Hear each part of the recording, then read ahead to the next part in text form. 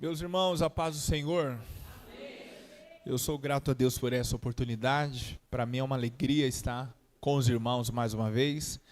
Parabéns às irmãs pela festa, pela dedicação, pela adoração. Eu quero ser grato a Deus pela vida do pastor Leonardo, que eu posso dizer que já é um amigo. Na Zona Leste, se eu mudasse para cá, eu ia congregar aqui. Eu gosto de vir aqui. E sempre falo que a adoração de vocês aqui é lá em cima, né? O dia que eu vier e eu chegar aqui e encontrar esse grupo cantando triste aqui, aí eu falo assim, eu não vou nem pregar hoje, eu vou embora. Missionária Carol, Deus abençoe. Tá lá embaixo? Ah, tá. Pensei, eu não vou nem olhar para trás, porque vai que não é ela, né? Aí eu vi aqui. Diaconisa Nice, quem é? Deus abençoe, viu? Por gentileza, abra comigo a sua Bíblia, nós vamos ler dois textos. O primeiro dele está em Deuteronômio, capítulo 6, a partir do versículo 4. E depois nós vamos ler o Salmo 46. Deuteronômio 6, a partir do versículo 4, e depois nós vamos ler o Salmo 46. Nos diz assim: Ouve, Israel, o Senhor nosso Deus é o único Senhor. Amarás, pois, o Senhor teu Deus de todo o teu coração e de toda a tua alma e de todo o teu poder. E estas palavras que hoje te ordeno estarão no teu coração, e as intimarás a teus filhos, e delas falarás assentado em tua casa, e andando pelo caminho, e deitando-te e levantando-te. Também as atarás por sinal na tua mão, e te serão por testeiras entre os teus olhos.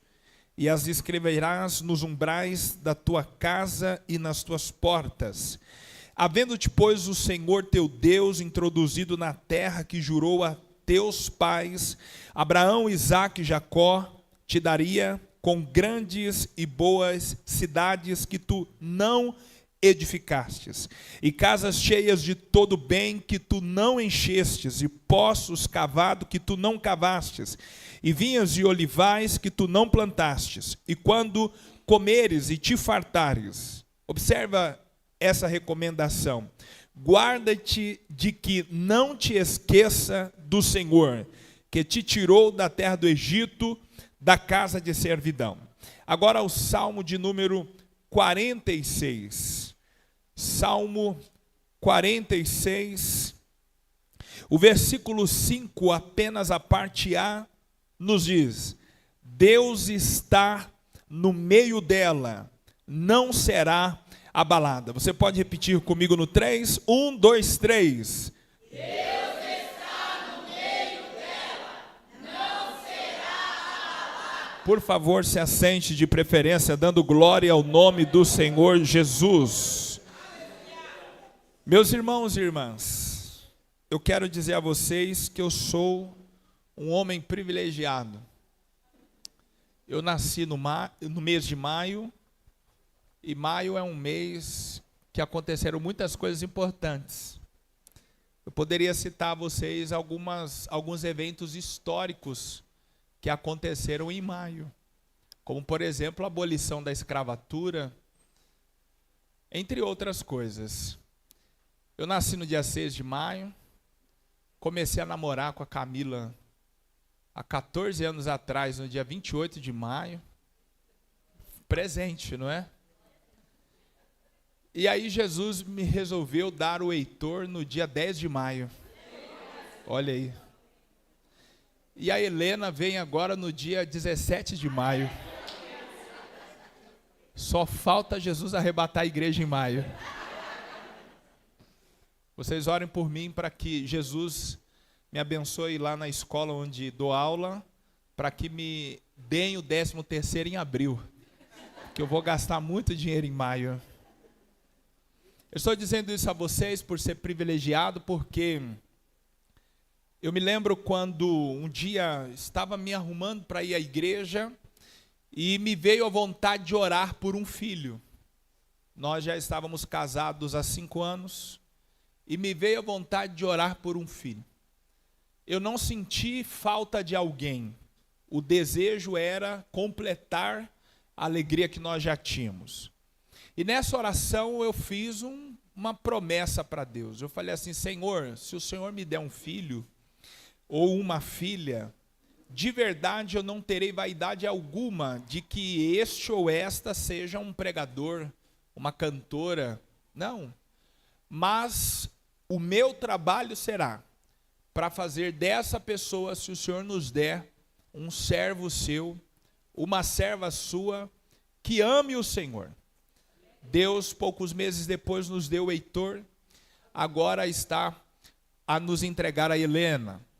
E nós temos trabalhado nessa direção. Todas as vezes antes do Heitor dormir, se não dá para mim, a Camila ora junto com ele. E ele decorou a oração e é ele agora quem ora e nós repetimos com ele as palavras da oração. Eu não sei se ele pediu para ela ou foi a Camila quem incentivou, mas o fato é que agora ele também só dorme, além da oração, se contarmos uma história para ele. Todas as noites ele quer ouvir uma história da Bíblia, como ele conhece algumas por causa das tias na salinha da igreja, por causa dos louvores que ele ouve, e às vezes ele pede algumas histórias. E esses dias ele pediu para que eu contasse para ele a história de Jonas. E eu contei para ele a história de Jonas, procurando palavras, porque eu não tenho habilidade para falar com crianças, no sentido do ensino. Eu trabalho com jovens, eu sou professor do Fundamental 2, eu trabalho com adultos, dou aula de teologia, então, para adaptar para o público infantil, eu tenho dificuldade.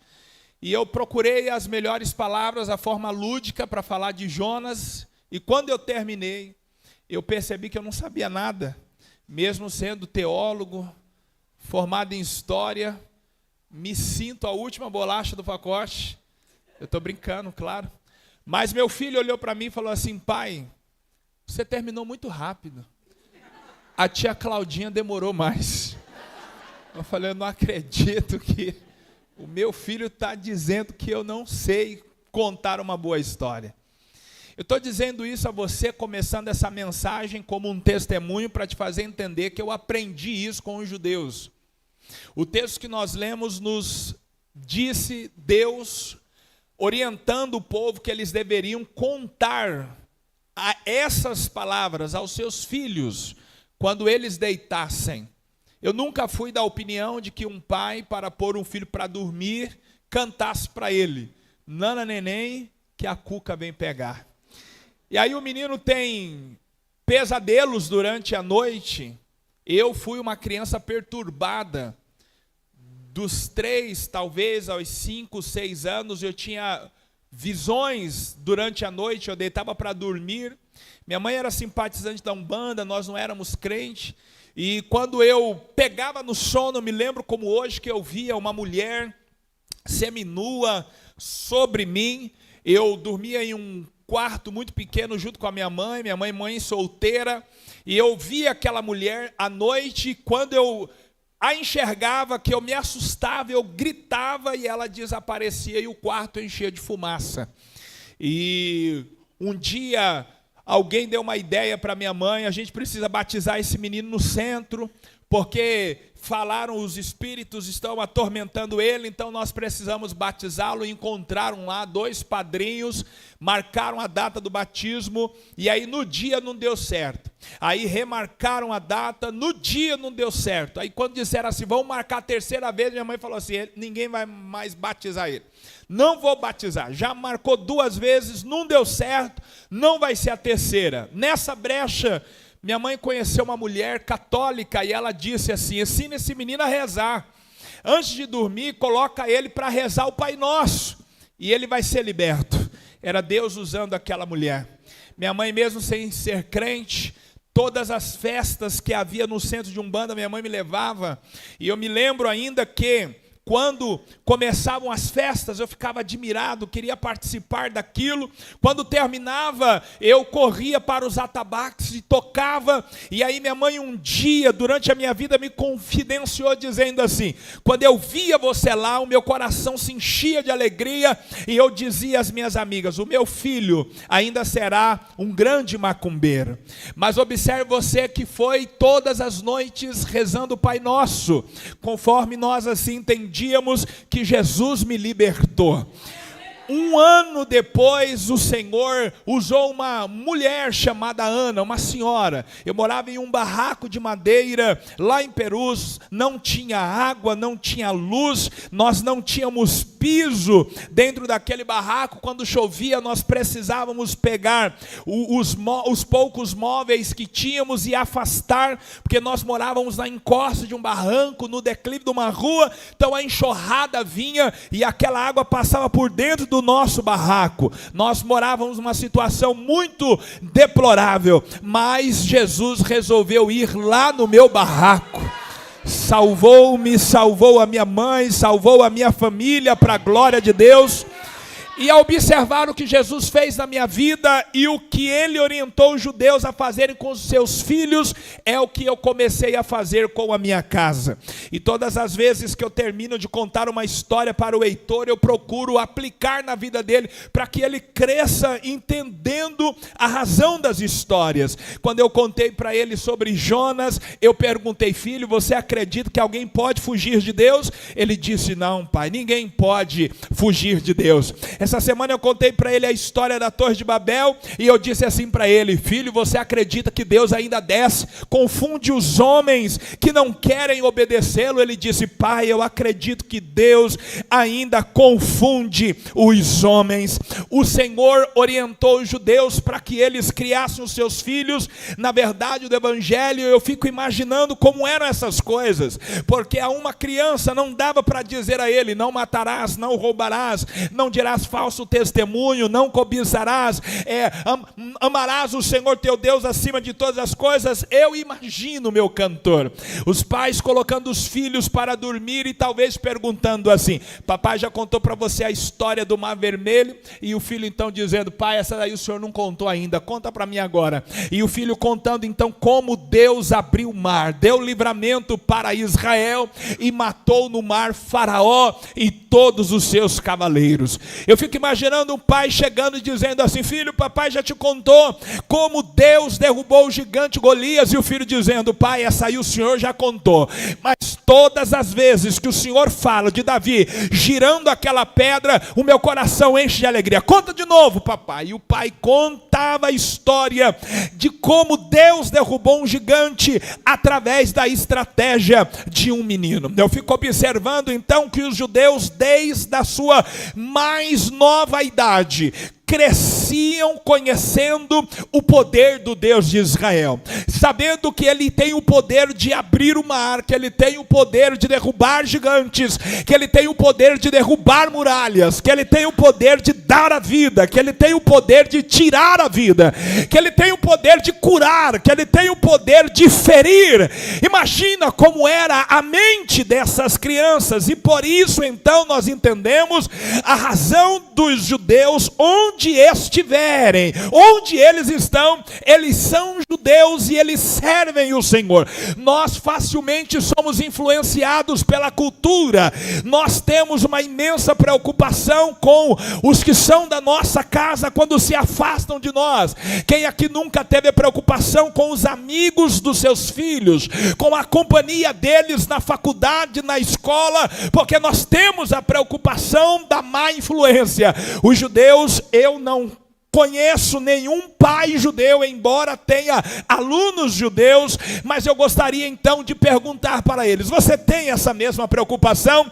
Talvez eles não possuem esta preocupação, porque a Bíblia nos mostra jovens como Daniel, Misael, Ananias e Azarias, entre 14 e 16 anos, que foram arrancados do meio da sua família, levados para uma terra distante. Eles não tinham mais a oportunidade de ir ao templo, de sacrificar, de adorar, Mas lá eles se posicionaram e eles disseram assim: nós não vamos nos assentar nessa mesa, nós não vamos comer dessa comida, embora aqui não tenha templo, embora estejamos distantes de Jerusalém, nós serviremos o Senhor. Qual é a razão de tanta fidelidade? É uma estrutura familiar que lhes veio provocando este desejo, esta fidelidade, este amor ao Senhor. Quem conhece o Deus que faz todas as coisas, a qual a Bíblia nos declara, não se encurva diante de outro Deus, não adora nenhum outro Deus, não importa qual é a provação, a dificuldade, ele chora, ele geme, mas ele não se desespera, porque ele sabe que a qualquer momento, o Deus a qual ele leu nas Escrituras, que fez, é poderoso para fazer ainda nos dias de hoje. Louvado seja o nome do Senhor. Eu perguntava para Deus uma maneira de trazê-los para o texto que vocês escolheram para o 49º Congresso. E o Senhor Deus trouxe à minha memória essas palavras, porque observe, no texto que vocês escolheram, no 2º livro das Crônicas, no capítulo 32, Ezequias, um homem que começou a reinar ainda muito jovem, e a Bíblia nos diz que quando ele começou a reinar, ele começou a realizar algumas obras inéditas para aquela geração, porque o pai de Ezequias, Acás, ele fechou as portas do templo da casa do Senhor, e fechar as portas da casa de Deus naqueles dias era algo gravíssimo. Não que as portas não se fechassem, a Bíblia está dizendo que quando Acás fez isso, as portas se fecharam para não mais ter culto. Os levitas foram proibidos de entrar, os sacerdotes foram proibidos de ministrar. Isso quer dizer que chegou um dia em que não teve alguém para levar o azeite, para colocar no candelabro e a lâmpada continuar acesa. Houve o dia que não teve ninguém para ir ao candelabro com a espevitadeira, como que uma agulha, para colocar nos braços do candelabro e desentupir, porque o azeite acumulava na parte de baixo e impedia então que o fogo saísse de um dos braços do candelabro. Era preciso um levita com uma espevitadeira colocar lá dentro do cano para que desentupisse e a lâmpada acendesse de novo. Houve um dia então que essa lâmpada apagou. Houve um dia em que os pães que estavam sobre a mesa da preposição emboloraram, porque os sacerdotes estavam impedidos de entrar para fazer a troca dos pães. Acabaram-se os holocaustos, acabaram-se as ofertas de manjares, acabaram-se os sacrifícios de paz. O culto encerrou na casa de Deus. Mas quando Ezequias começou a reinar, ele deu ordem para que o templo fosse aberto de novo, a casa de Deus pudesse receber pessoas mais uma vez. Mas não é bem assim. Abrir, entrar e cultuar. Deus é um Deus ordeiro, Deus é um Deus organizado. O que Ezequias fez? Ele deu ordem para que todos os levitas e sacerdotes se santificassem. Há muito tempo eles não ministravam, e não é porque eu fui chamado que eu vou trabalhar de qualquer jeito. Eu preciso me santificar, eu preciso me preparar, as minhas vestes precisam estar brancas para eu trabalhar na casa do Senhor. E eles foram se santificar. E o que aconteceu? Não foi uma santificação do dia para a noite, levou-se algumas semanas, alguns meses, e o fato é que chegou a festa mais importante dos judeus. E qual era? A Páscoa, que deveria ser celebrada no primeiro mês, deveria ser celebrada no 14º dia, por uma semana. Só que quando chegou a data da festa, os levitas ainda não tinham se santificado todos. Ezequias consultou os seus conselheiros e eles chegaram ao entendimento: não vamos vamos celebrar a Páscoa esse mês, nós vamos celebrar no segundo mês. Eu fico então imaginando os religiosos daquela época, dizendo assim: você vai mexer no calendário, você vai mudar uma data tão importante. Parece que vejo Ezequias dizendo assim: aqui mais importante do que o protocolo é agradar o Deus da casa. Tem muita gente presa a protocolo, tem muita gente que vem para a igreja só por causa do protocolo, canta por causa do protocolo. Mais do que o protocolo é agradar o Deus dessa casa, é nós servirmos Ele de verdade, com o coração aberto, para Ele ser adorado. Eu não vim aqui porque hoje é domingo e tem culto, eu vim aqui hoje porque Deus está aqui e Ele precisa ser adorado. Aleluia! Ezequias então resolve celebrar a Páscoa no segundo mês. E Ezequias agora é o primeiro rei a ter um incômodo no seu coração. Eu não vou celebrar essa Páscoa sozinho, somente nós. Ele mandou carta para as tribos do norte, convidando-as para participarem. Se você lê a Bíblia, se você guarda no coração que nela está escrito, você vai se lembrar que houve uma divisão entre as tribos do norte e do sul. Há muitos anos eles celebravam a Páscoa sozinhos, mas Ezequias falou: a Páscoa é uma festa da comunhão. Eu vou mandar carta para os nossos irmãos para que eles adorem junto conosco. A Bíblia diz que os correios saíram, entregaram a carta, o convite. Muitos zombaram de Ezequias, dizendo: ele é louco, nós vamos descer lá em Judá para celebrar a Páscoa junto com eles. Jamais. Mas alguns foram movidos pelo Senhor, e a Bíblia diz que eles desceram com o coração quebrantado. Imagina como foi essa Páscoa. Anos depois, a casa de Deus está aberta, os levitas estão santificados, os sacerdotes santificados, todo mundo com vontade de trabalhar. Quando esse culto começou, teve louvor, teve sacrifício e coração quebrantado. Eu tenho certeza que Deus desceu lá. É da mesma forma que está acontecendo aqui. Poucas vezes antes de pregar eu senti uma presença tão forte de Deus no meu coração e uma vontade de chorar como eu senti aqui hoje, porque neste ambiente onde há santificação, desejo de honrar o Senhor e vestes brancas no altar de Deus, Ele também desce para receber adoração. Eu quero dizer a você que Deus está aqui. As portas desta casa não foram abertas em vão. Não é mais um culto, é o dia que Deus escolheu para descer aqui e fazer algo novo entre nós. Quem acredita nisso, glorifica o nome do Senhor Jesus. A pergunta que eu te faço é: diante de tanta preocupação, de organizar, de dar o start e a obra recomeçar, você acha que o inimigo permaneceria sentado, assistindo tudo e dizendo para os demônios: Ezequias é demais? Olha lá, o pai dele andava com a gente, mas Ezequias resolveu nos abandonar. Você acha que o inferno ia ficar sentado olhando toda a devoção, toda a santificação, toda a organização e não faria nada? Olha só o que a Bíblia nos diz. Coloque na tela, por favor, segundo as Crônicas 32, versículo 1. Isso daqui é demais porque nos revela a razão do ataque de Senaqueribe. Depois destas coisas e desta verdade. A minha tradução diz assim: depois destas coisas e desta fidelidade.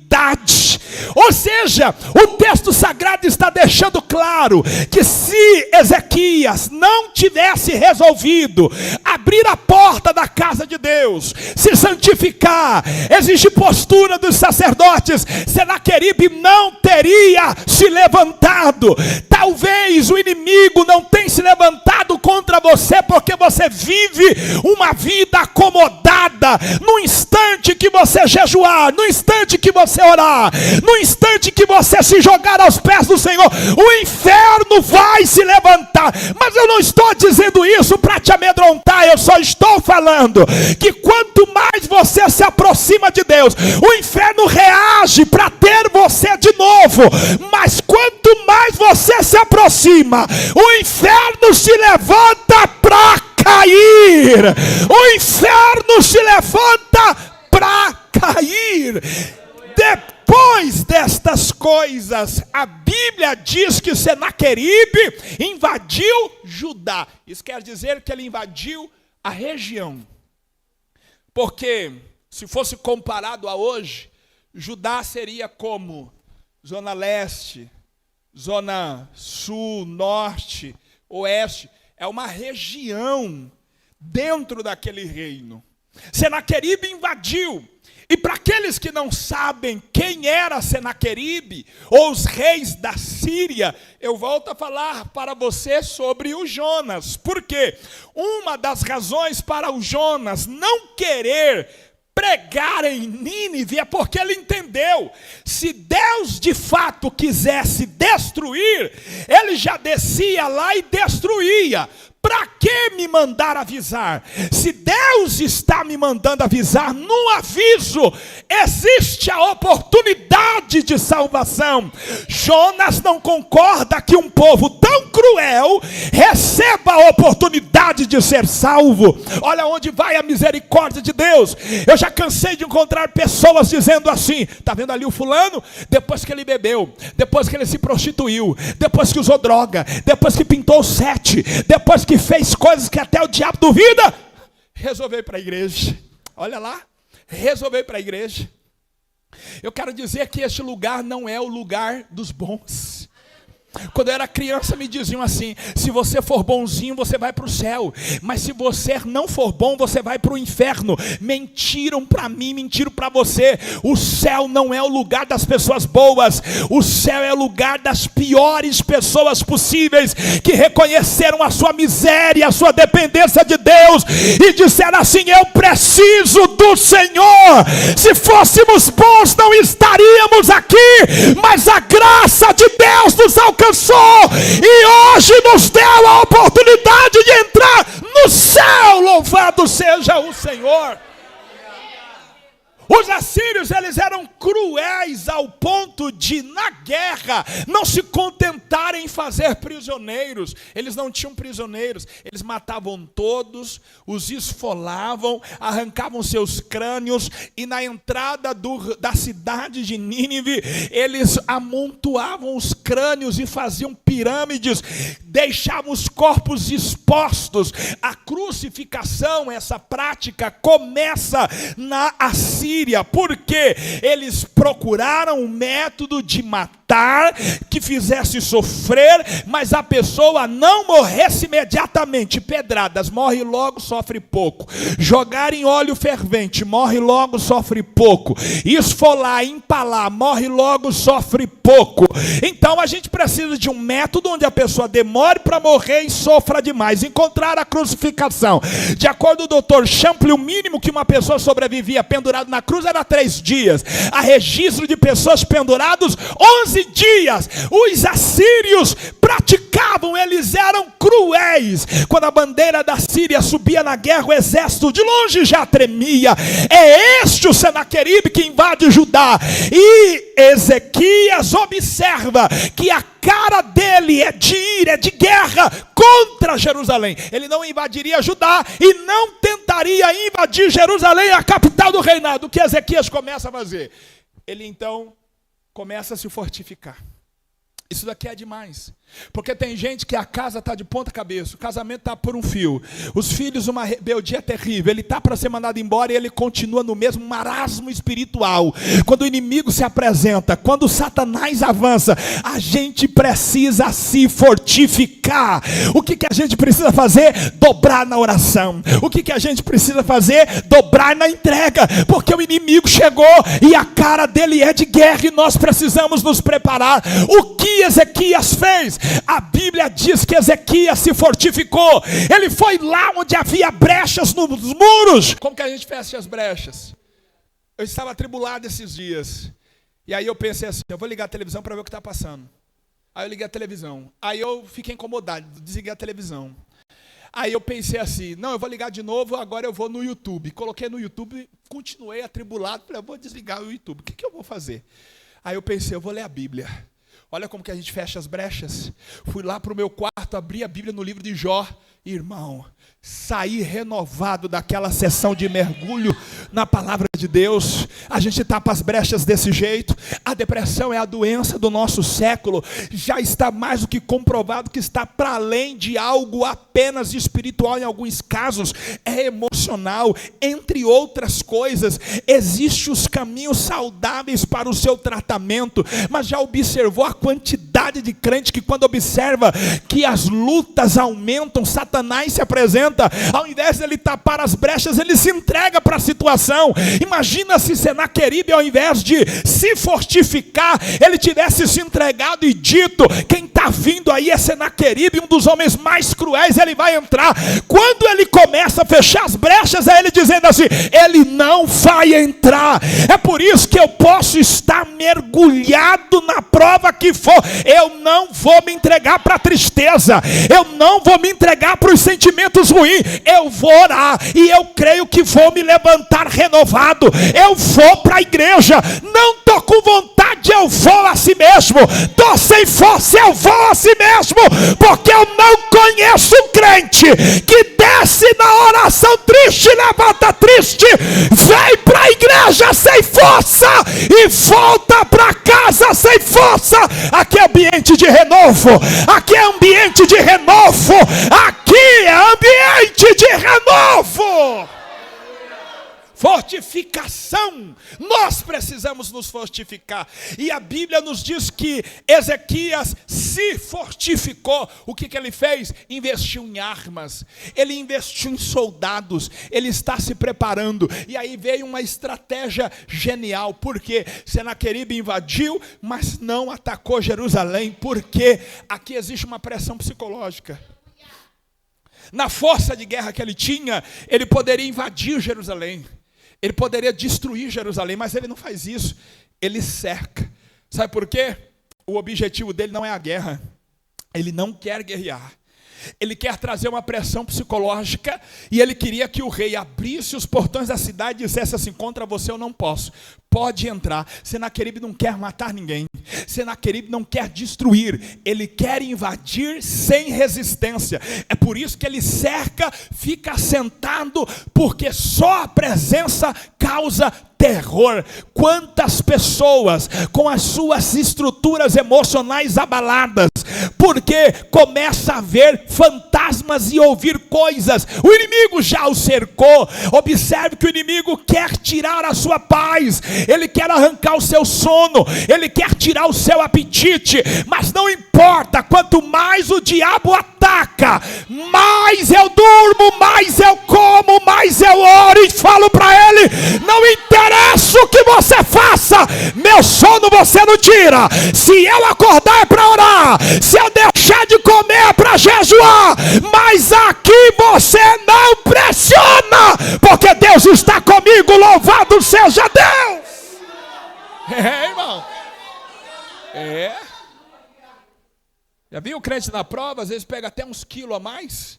Isso daí é paz, irmão.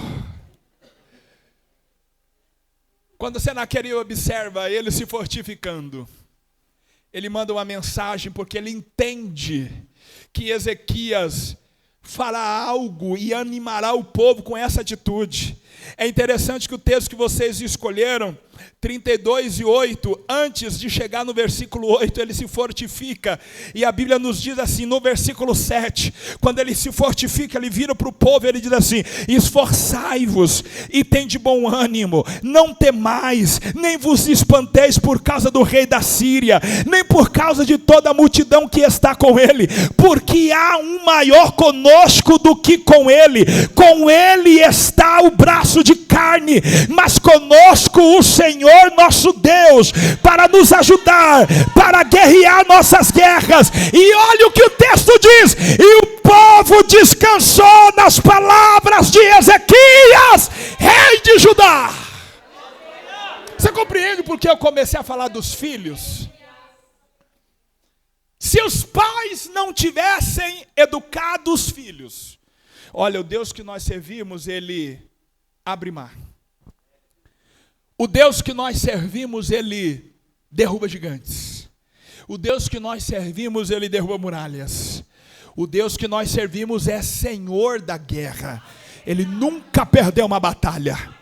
Quando Senaqueribe proferisse essas palavras dizendo assim: com ele está o braço de carne, mas conosco está o Senhor nosso Deus. O povo não saberia de que Deus está sendo falado, mas quando ele disse assim: o Senhor guerreará nossas guerras, dado o conhecimento que eles tinham de Deus, o que aconteceu? Eles descansaram nas palavras de Ezequias. Aleluia! Você entende o valor de vir à igreja ouvir a palavra? Você entende o valor de vir à igreja ouvir os louvores? Você entende o valor de vir à igreja ouvir os testemunhos? Porque tudo isso vai trazer em algum momento a você segurança. Na hora que o inimigo se apresentar, você vai dizer assim: eu estou lembrado do louvor que o ministério apresentou. Deus me falou isso e isso, quer saber de uma? Eu vou descansar neste louvor. Quando o inimigo se apresentar, você vai dizer assim: eu estou me lembrando da palavra que foi ministrada domingo na igreja. Eu vou descansar nessa palavra. Senaqueribe rodeou porque ele queria trazer pressão psicológica. Mas o povo dentro da cidade não está desesperado. O povo dentro da cidade não está sem dormir. O povo dentro da cidade está descansando. Glória a Deus. Sabe o que é isso? Outra pessoa na mesma situação que você vive, talvez desempregado, numa provação difícil, com conflitos familiares, já teria desistido. Mas como você está descansando no Senhor, quando alguém perguntar como vai o casamento, responda: eu estou descansando em Deus. Como é que está as suas finanças? Eu estou descansando em Deus. E o teu filho, tua filha melhorou? Eu estou descansando em Deus. Confiança, dado que já ouvimos de Deus. É por isso que eu sou apaixonado por testemunhos, irmãos. Cada testemunho que eu ouço, a minha alma se alegra. E o que vem no meu peito é: se Deus fez lá, Ele vai fazer aqui. A minha confiança em Deus é tão grande que em meio às lutas, sabe o que é que eu fico fazendo em casa? Eu fico ensaiando o testemunho, irmão. Às vezes eu me pego dizendo: irmãos, a paz do Senhor, eu quero dizer a vocês que eu estava passando uma prova. O furacão está fazendo barulho no ouvido, mas eu estou dizendo assim: Deus me deu vitória. Eu estou ensaiando, irmão. Eu estou ensaiando porque o dia que for para contar o testemunho, a gente vai arrebentar a boca do balão. Satanás vai ficar no ódio, mas nós vamos dar glória a Deus. Isso é descansar no Senhor.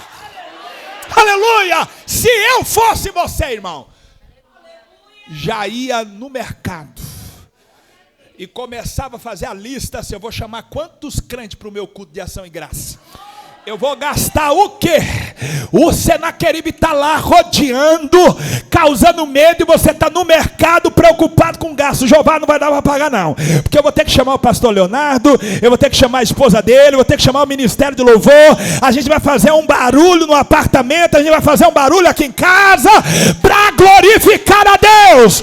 O diabo acha que vai te trazer uma dor de cabeça, na verdade está trazendo, porque você vai gastar com refrigerante, vai gastar com comida.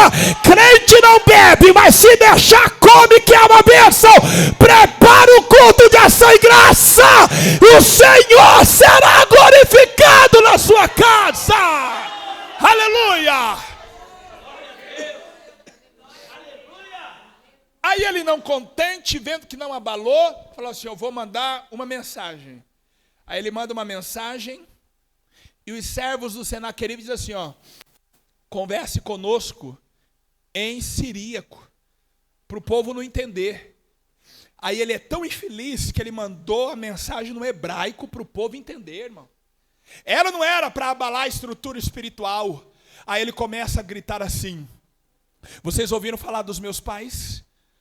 Os reis que ele destruiu, as nações que caíram por terra, esses reis também confiavam em seus deuses. O que foi que Ezequias falou a vocês, para que vocês confiassem na palavra dele? eu irei invadir a nação de vocês, e assim como eu destruí os outros deuses, eu também destruirei vocês. Como não estava feliz, ele resolveu escrever. É mais ou menos assim, quem não entendeu o que eu estou falando, eu vou escrever para ver se entende. Aí ele manda uma carta assim, ó. Eu quebrei os deuses de todas as nações. Eles eram de prata, eles eram de madeira, eles eram de bronze. Eu juntei todos e coloquei fogo. Humilhei eles para mostrar que eles não eram nada. E o povo que confiavam neles não poderiam confiar. A mesma coisa que eu fiz com eles, eu vou fazer com o Deus de vocês. Quando essa carta chegou, o Ezequias falou assim, me dá licença que eu vou levar para o destinatário. Essa carta não é para mim. Ele foi lá no templo, pastor. Ele entrou na presença de Deus e falou assim, Deus, até agora eu estava tentando resolver o negócio, mas a parada ficou mais quente. Qual é? Mencionaram o Senhor aqui na discussão. Disseram que vão quebrar o Senhor. Disseram que vão colocar fogo no Senhor. Disseram que eles invadiram todas as nações e os deuses não puderam paralisá-los. Estão dizendo que o Senhor não pode fazer a mesma coisa. Ezequias estava na presença de Deus quando o profeta Isaías recebeu uma mensagem do céu dizendo, vai lá levar uma resposta para o meu filho. Está vendo como vale a pena orar? Está vendo como vale a pena colocar afronta diante de Deus? Oh glória! No mundo você resolvia os seus problemas. No mundo você poderia ser valente, rodar a baiana, resolver no braço. Dava 5 minutos e você já dava um jeito na causa. Hoje você aprendeu uma coisa: crente pega a afronta e deposita no altar. Quem coloca diante de Deus tem a resposta que precisa. Deus vai entrar na sua guerra. Deus vai entrar na sua causa. Louvado seja Deus. Aleluia. Aleluia. Então você vai falar o quê? Vai falar nada. Você vai resolver o quê? Não vai resolver nada. Ah, meu Deus, eu vou lá. Vai não. Ah, mas não sabe com quem está mexendo. Sabe nada. Sabe não, se soubesse nem mexia. Porque já viu onde mexer com crente que ora, irmão. Já viu onde mexer com quem serve Deus, irmão. Porque nunca mexerão apenas conosco. Sempre procurarão afrontar o nosso Deus. E aí está a queda. Senaqueribe, o Ezequias falou assim, Senhor, a carta é sua. Isaías bradou no lugar e falou assim, assim te diz o Senhor, por um caminho eles vieram, mas por 7 eles terão que voltar. Eu confesso que eu demorei muito tempo para entender o que isso queria dizer, mas é mais ou menos assim, ó, o exército veio em fileira, um caminho só, mas Deus vai fazer algo que eles vão voltar por aqui, eles vão voltar por lá, eles vão correr por lá. Deus vai dar um pânico neles, que eles vieram organizados, mas eles voltarão desorientados, irmãos. Deus é especialista em confundir o inimigo. Deus é especialista em confundir o adversário. Glória a Deus. O Salmo 46 é escrito em meio a este período.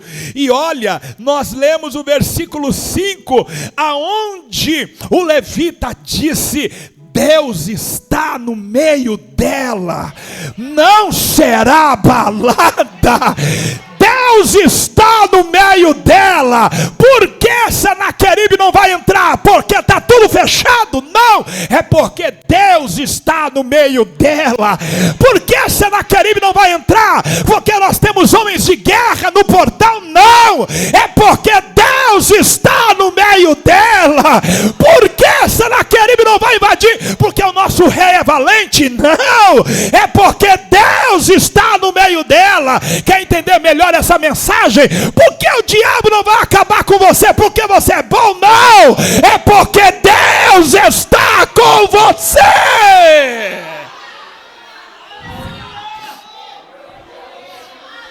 Pega o currículo dele, irmão. Pega o currículo do nosso Deus. O mundo começou com isso esses dias. Receber currículo. Antes de você chegar lá, já sabem quem você é. O que você faz? Quais são as suas habilidades? Normalmente, quando te chamam após terem lido o seu currículo, é só para ver você. É só para entender se a pessoa do currículo é a pessoa que está ali diante dele. Pega o currículo de Deus, irmão. Pega o currículo de Deus e fala assim: Senhor, é verdade o que eu li aqui? Porque eu estava lendo aqui que o Senhor enviou um anjo, e um anjo só matou 185 mil assírios. É interessante que o Salmo 46 diz bem assim, ó: Deus a ajudará ao romper da manhã. Alguém já tinha profetizado. Quando o dia amanhecer, Deus manda o socorro. A noite pode estar comprida. De repente você olha para o relógio e diz: o dia amanhece ou não amanhece? Quando eu era criança eu ouvia minha mãe falar de algumas coisas. Ela dizia assim: Lucas, escova o dente. Escova o dente porque dente é terrível. Dente só escolhe para doer à noite. Aí eu ficava assim: mas por que só à noite? Pode observar, irmão, deve ter alguma resposta científica, mas é um negócio terrível. Todas as vezes que eu senti dor de dente foi à noite, irmão. Dente não dói meio-dia, dente dói à noite. Pode observar uma coisa: nos momentos que você precisa de alguém para um socorro, que horas que é? À noite, irmão. Parece que as coisas ruins escolhem o momento de acontecer. Qual é a dificuldade da noite? As pessoas estão dormindo. À noite o socorro é mais complicado. À noite você não tem direção, você não tem orientação. E existem provações que nós enfrentamos, que olhamos e pensamos: o dia não vai amanhecer. Parece que quando o dia amanhece, por mais difícil que esteja para você, existe uma esperança, porque um novo dia traz consigo essa esperança.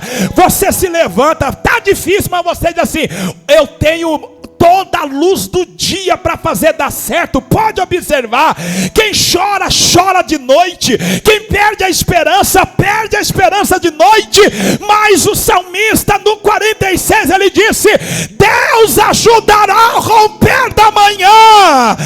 E o teu dia vai amanhecer. O sol da justiça vai brilhar para você. Deus enviará o socorro. O teu dia vai amanhecer. Eu quero profetizar isso sobre a tua vida. O teu dia vai amanhecer. O teu dia vai amanhecer. O teu dia vai amanhecer.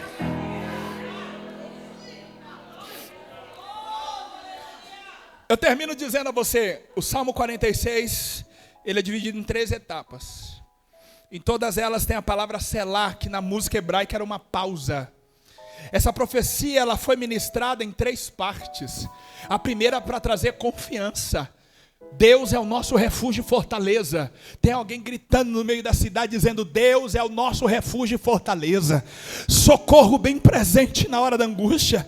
Pelo que não temeremos. E aí ele começa a pintar alguns cenários. Ainda que a terra se mude, ainda que os montes se transportem para o meio dos mares, ainda que as águas rujam e se perturbem, há um rio cujas correntes alegram a cidade de Deus.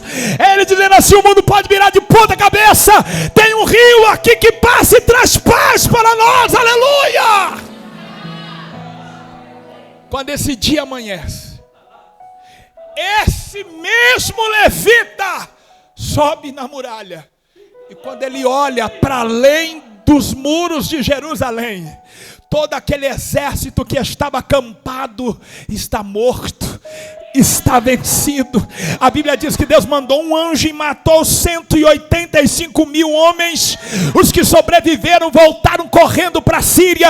O texto no capítulo 32 a seguir nos diz que Senaqueribe, quando chegou no seu reino, entrou no templo do seu Deus e os seus companheiros o mataram.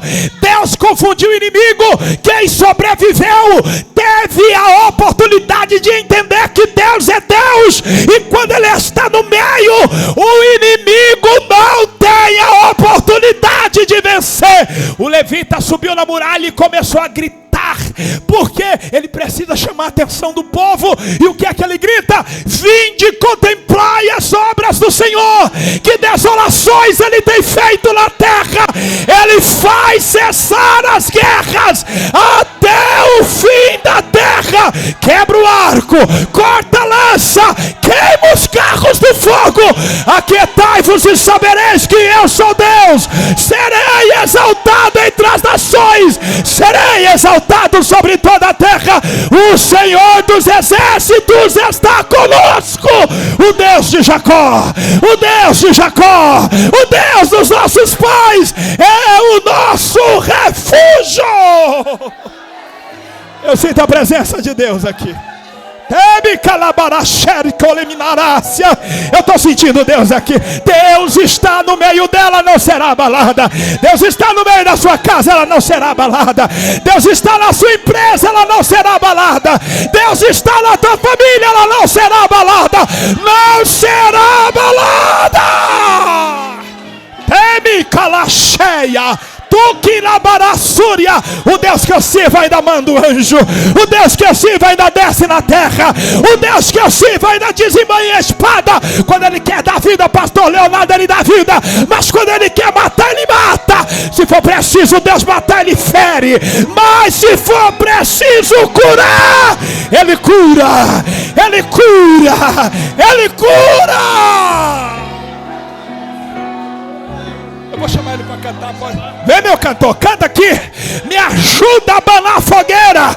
O fogo já pegou. Deus já desceu aqui. Quem crê que ele está na casa, glorifica, glorifica, glorifica. Eu sinto a presença de Deus aqui. Meu coração está para explodir. Deus está aqui. Ei, mintricalacheia. Aproveita que ele está aqui, pede para ele te curar. Aproveita que ele está aqui, pede para ele mudar a sua situação. Deus está entre nós. Fica de pé por gentileza. Fica de pé por gentileza. Oh, glória.